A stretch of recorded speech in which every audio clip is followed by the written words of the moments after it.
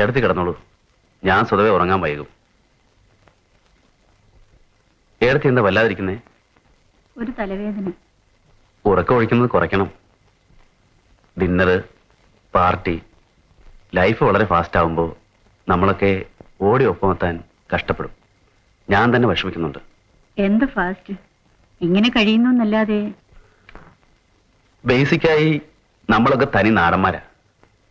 എക്സിക്യൂട്ടീവിന്റെ കസേരയിലിരിക്കുമ്പോഴും ഞാൻ ഉള്ളിൽ പറയാറുണ്ട്, മാധവ മാഷ്ട മകൻ രാജനാണ് സഫാരി സൂട്ടിന്റെ ഉള്ളിൽ. ട്രാഫിക് വകുപ്പിന്റെ ബോർഡ് കണ്ടിട്ടില്ലേ? അപകടം ഒഴിവാക്കാൻ വേഗം നിയന്ത്രിക്കുക. എന്താ നീ അങ്ങനെ പറയാൻ? കുട്ടേട്ടൻ വല്ലേ നിന്നോട്? ഇതൊക്കെ കഴിയട്ടെ. എനിക്ക് ഏടത്തിയോട് അല്പം സംസാരിക്കാനുണ്ട്. ഞാൻ അങ്ങോട്ട് വരാം ഒരിക്കൽ. കുട്ടേട്ടൻ എന്തേലും പറയൂ എഴുതുകയോ ചെയ്തിട്ടുണ്ടാവും. എന്തായാലും എനിക്കറിയണം. കുട്ടേട്ടൻ പഴയ ആളാ. എന്നും ആ സാത്വിക ഭാവം വിടില്ല. പാവം. കുട്ടേട്ടൻ ഒന്നും പറഞ്ഞിട്ടല്ല. ആരാ പറഞ്ഞത്? എന്താണ് എന്നെ പറ്റി പറഞ്ഞത്? അതാണ് എനിക്കറിയേണ്ടത്. ഇടയ്ക്ക് ഓരോന്ന് കേൾക്കും. ഉദ്യോഗസ്ഥന്മാര് അങ്ങോട്ടും ഇങ്ങോട്ടും ടൂർ പോകുന്നവരല്ലേ. വീരസാഹസങ്ങൾ ഇരുന്ന് പറയും. ഹൈ ക്ലാസ്സിലെ പരദൂഷണം. ഞാനും അതിൽപ്പെട്ടവനായതുകൊണ്ട് ഇരിക്കേണ്ടി വരും. എന്താ നീ കേട്ടത്? പറയണോ? ചിലപ്പോ കേൾക്കുന്നവരുടെ കൂട്ടത്തിൽ സ്വന്തക്കാരുണ്ടാവും എന്ന കാര്യം ചില വങ്ങന്മാര് മറക്കും. അതിശയോക്തി തട്ടിക്കഴിക്കാം. എന്നാലും കേൾക്കുമ്പോ വിഷമം തോന്നും. കേട്ടിരിക്കുന്നതിൽ അനിയനുണ്ടെന്ന് പറയുന്നവനറിയില്ലല്ലോ. ആരാ പറഞ്ഞത്? എന്നെപ്പറ്റി ആരാ പറഞ്ഞത്? പതുക്കെ. ഞാനത് ഇപ്പൊ പറയണമെന്ന് ഉദ്ദേശിച്ചതല്ല. പക്ഷേ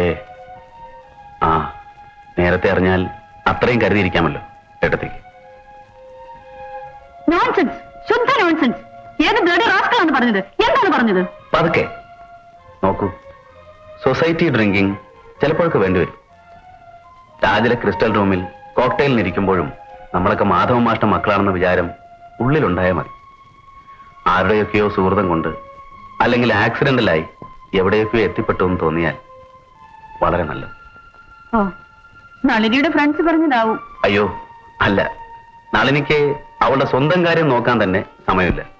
ഭർത്താവിന്റെയും മകന്റെയും കാര്യം നോക്കാൻ ഒട്ടും സമയമില്ല. പിന്നല്ലേ ബന്ധുക്കളുടെ കാര്യം. ഷീസ് ഇന്നസെന്റ്. കുട്ടേട്ടന്റെ കൂടെ ചിലപ്പോ ഡിന്നറിന് പോകും. അപ്പോ ഡ്രിങ്ക്സ് കഴിക്കില്ലെന്ന് ഞാൻ വ്രതമൊന്നും വെക്കാറില്ല.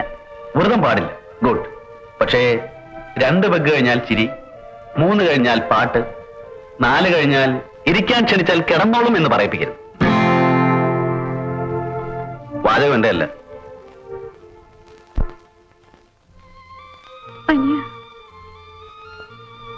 Sit down, sit down.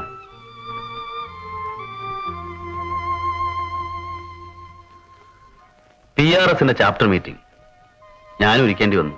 അത് കഴിഞ്ഞൊരു ഡിന്നർ. അവിടെ വന്ന് ഒരുത്തന്റെ വക വിസ്കിയുടെ പുറത്തെ കഥകൾ, പെണ്ണുങ്ങൾ അയാളെ കണ്ട് മോഹിച്ചു വീണ വീരകഥകൾ. ഒരു അപ്സ്റ്റാർട്ട്, കുട്ടേട്ടന്റെ കമ്പനിയിൽ നിന്ന് ഒരുത്തൻ, പേര് ഗോപിനാഥ്.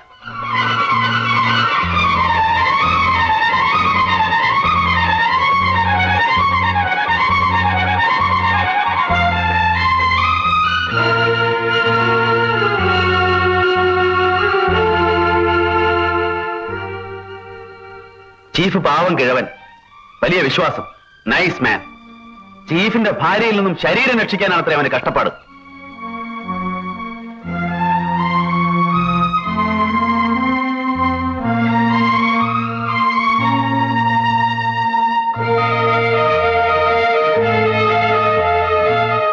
Take it easy. എടുത്തി ഫ്രണ്ട്ഷിപ്പ് കാട്ടുന്നത് തെറ്റിദ്ധരിക്കും ചിലർ. ഇല്ലാത്തത് അപവാദമാക്കി പറയും സ്വന്തം മേനി കാട്ടാൻ. ഞാനിത് ഇപ്പോഴെങ്കിലും പറഞ്ഞില്ലെങ്കിൽ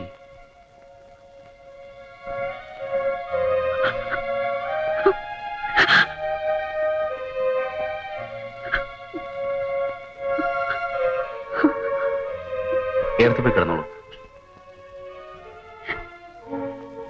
കിടന്നോളൂ.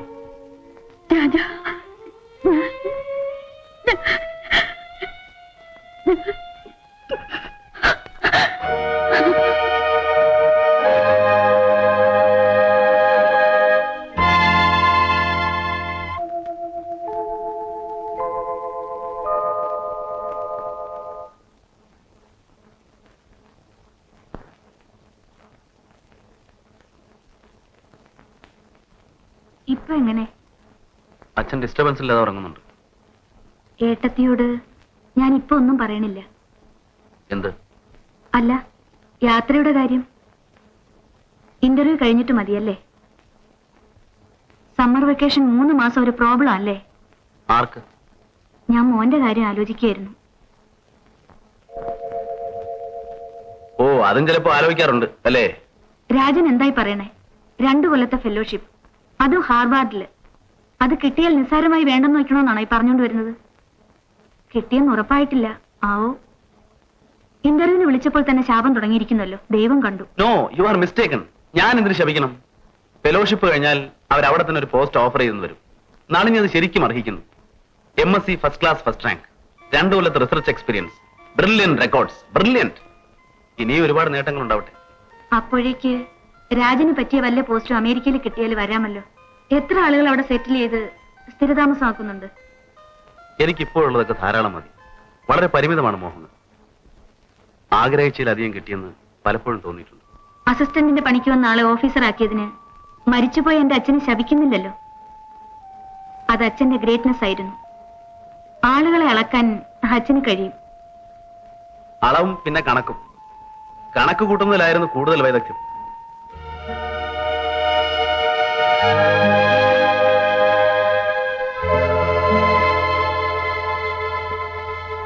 നോക്കൂ, വെക്കേഷൻ സമയത്ത് വല്ല ടൂറും ഉണ്ടായാൽ അവനെയും കൂടെ കൂട്ടിയാൽ മതി. He will be all right. Students concession ഇല്ലേ? വേണമെങ്കിൽ അവന് സ്റ്റേറ്റ്സിൽ വരാമല്ലോ. ഇതിലും ചെറിയ കുട്ടികൾ ട്രാവൽ ചെയ്യുന്നില്ലേ? ആ, ശരിയാണ്.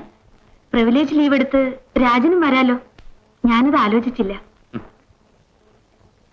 എന്താ ഒരു പരിഹാസം?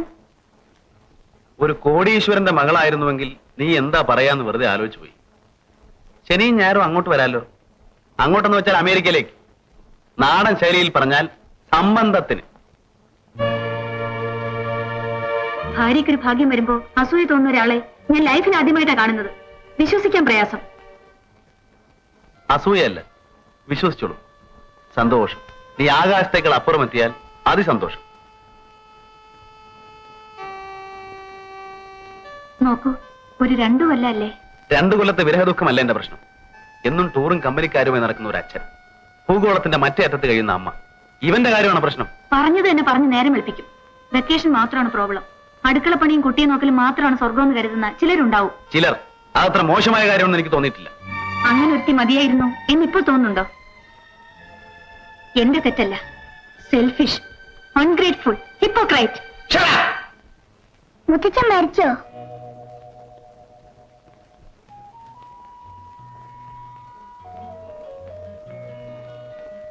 മോനുറങ്ങിക്കോ.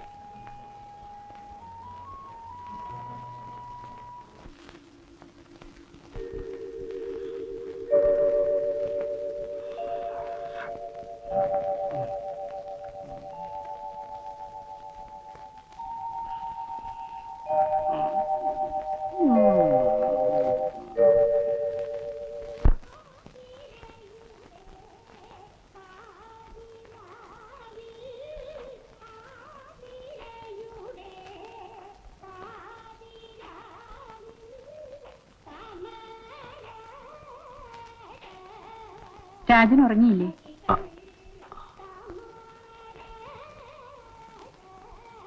തിരുവാതിര കാലാണെന്ന് തോന്നുന്നു.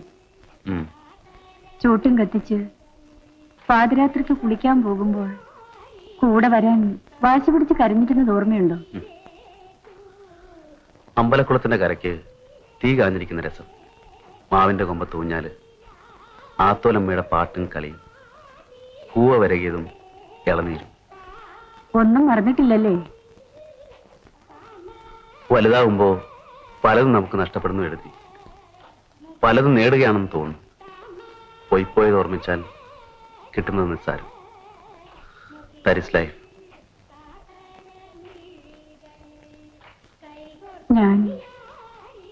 നീ മുൻപ് പറഞ്ഞതാണ് ശരി.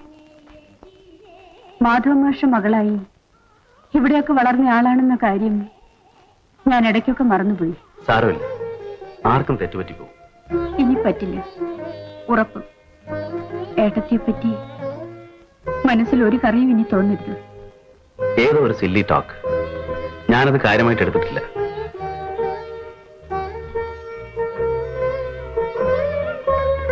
നമ്മളൊക്കെ പലതരം ഭാരങ്ങൾ ചുമക്കുന്നു. ഞാനും വളരെ അപ്സെറ്റാണ് എഴുതി. എല്ലാവർക്കും ഉണ്ട് പ്രോബ്ലംസ്. നിനക്കും? നളിനി അടുത്ത് അമേരിക്കയ്ക്ക് പോകുന്നു. 2 കൊല്ലത്തെ ഫെലോഷിപ്പ്. 2 ചിലപ്പോ 3, 4 ആകാം. പിന്നെ ഗ്രീൻ കാർഡ്, യെല്ലോ കാർഡ്, അവൾ എന്തൊക്കെയോ ചില നിയമങ്ങളൊക്കെ പറയുന്നത് കേട്ടു. അപ്പോൾ ബാബു? ബാബു എന്റെ കൂടെ. ആരോടും പരാതിപ്പെട്ടിട്ട് കാര്യമില്ല. അവളുടെ കരിയറാണ്, എന്റെ ഫേറ്റും. എന്തിന്റെ കുറവാണല്ലോ എനിക്ക് ഇവിടെ നിന്നാൽ? കുറവ്? ഏട്ടത്തിക്ക് എന്തിന്റെ കുറവായിരുന്നു? വലിയ പൊസിഷനിലുള്ള ഭർത്താവ്, മിടുമിടുക്കത്തികളായ 2 കുട്ടികൾ, സൗകര്യങ്ങൾ, പണം. എന്നിട്ടും എപ്പോഴൊക്കെയോ അസംതൃപ്തി തോന്നി, ഇല്ലേ?